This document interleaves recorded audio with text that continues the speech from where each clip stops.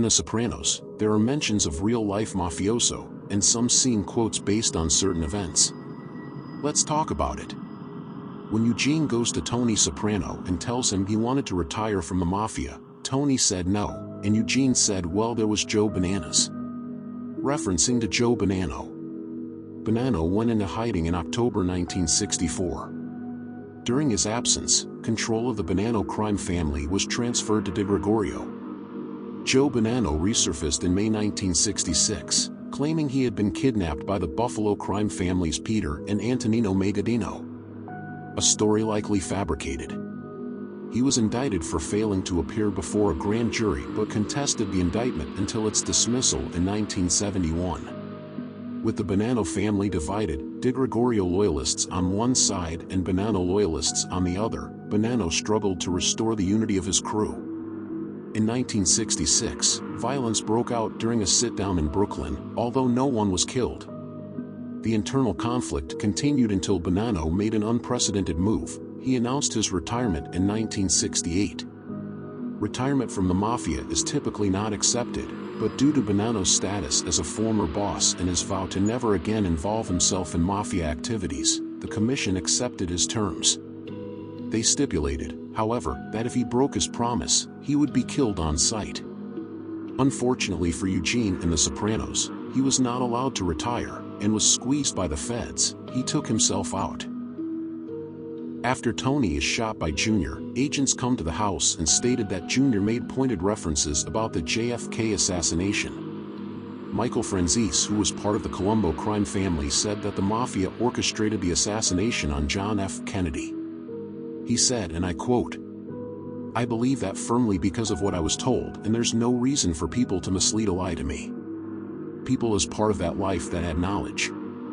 From what I was told, it makes sense to me that there was a deal struck with the White House through Joe Kennedy and it was violated and people on the street were very upset about it."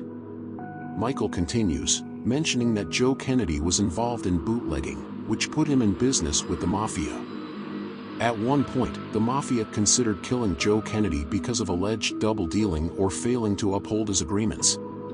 Michael believes it was Frank Costello who saved Joe Kennedy by agreeing not to kill him. This shows how deeply entrenched Kennedy was with street-level figures. He had significant connections. There was an agreement made that was not honored, and Bobby Kennedy escalated the situation by prosecuting many of them. When Junior tells Bobby that old man Profaci knew how to split his enemies, he was referring to Joe Gallo and his brothers Larry and Albert. The Gallos decided to challenge Profaci's leadership. They believed that Profaci's demands were unreasonable and that the profits should be distributed more equitably. This led to a kidnapping scheme where the Gallo brothers and their associates kidnapped several high-ranking members of the Profaci family, including underboss Joseph Magliocco and Frank Profaci, Joe Profaci's brother. Their demands were clear: a reduction in the tributes they were required to pay. Profaci, however, managed to negotiate the release of the hostages by promising concessions, only to later retaliate against the Gallos and put a hit out. In this scene here between Junior and Tony, Junior says, "You know, back in the 50s we worked together, even rival families settled their differences amicably." Tony replies, "Oh yeah, I remember that picture of Albert and Anastasia lying there all amicable on the barbershop floor." On October 25, 1957, mob boss Albert Anastasia was killed in a New York City barber shop in a murder planned by rival mobster Vito Genovese and Anastasia's underboss, Carlo Gambino. The famous card game scene with Silvio flipping out and yelling at Matt Bevilacqua stems from an experience one of the show writers Frank Renzulli experienced. Frank was the target of a tirade from a wise guy, and Renzulli remarked that the wise guy's comments were far worse than anything Silvio would say. The jacket, in the episode Full Leather Jacket, was also loosely based on an incident Frank Renzulli has witnessed. In this scene where Agent Harris tells Tony, "You know, World War II, your outfit protected the Brooklyn Navy Yard. You think Roosevelt told Vito Genovese where Hitler was holed up?" This reference was based on Operation Underworld. On the afternoon of February 9, 1942, smoke billowed over Manhattan's west side as a fire consumed the SS Normandy, a massive French luxury liner being converted into an American World War II troop transport.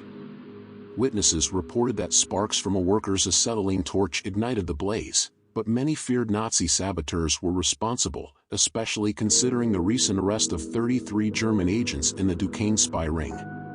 In the aftermath, the U.S. Office of Naval Intelligence grew so concerned about enemy spies operating along New York's waterfront that they enlisted an unlikely ally, the Mafia.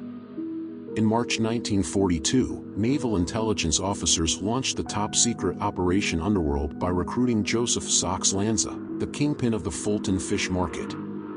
Lanza agreed to provide Union cards to agents operating undercover in the market and on coastal fishing fleets. Authorities were particularly worried that pro-fascist sympathizers of Italian dictator Benito Mussolini, Germany's top ally, might be among the Italian immigrants working as longshoremen in New York.